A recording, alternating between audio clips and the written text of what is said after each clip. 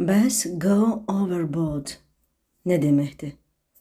Go overboard mənası həddindən artıq etmək, nəyinsə ölçüsünü aşmaq, həddən artıq şişirtmək, hər hansı bir şeyi artıqlaması ilə etmək.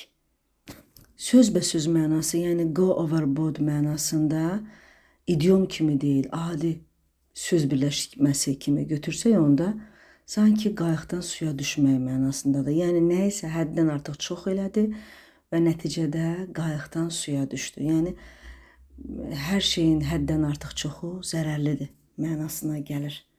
Məsələn, görürük ki, kimsə yeni il ağacını həddən artıq çox bəzəklərlə bəzəyibdir, heç yaxşı görsənmir.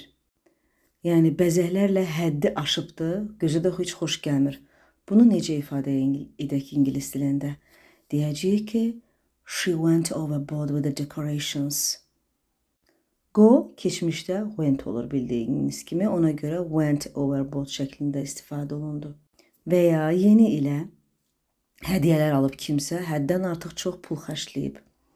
Demək istəyirik ki, hədiyyə alarkən o lap çox pul xərclədi, həddi aşdı. Nəticədə cibində çox az pul qaldı, ona görə belə deyəcəyik. He went overboard buying gifts. Yəni o hədiyyə almaqda, hədiyyə alarkən lap çox pul xərclədi, həddi aşdı.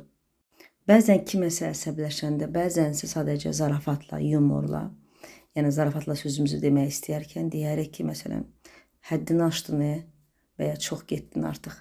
Necə deyərik? You go overboard.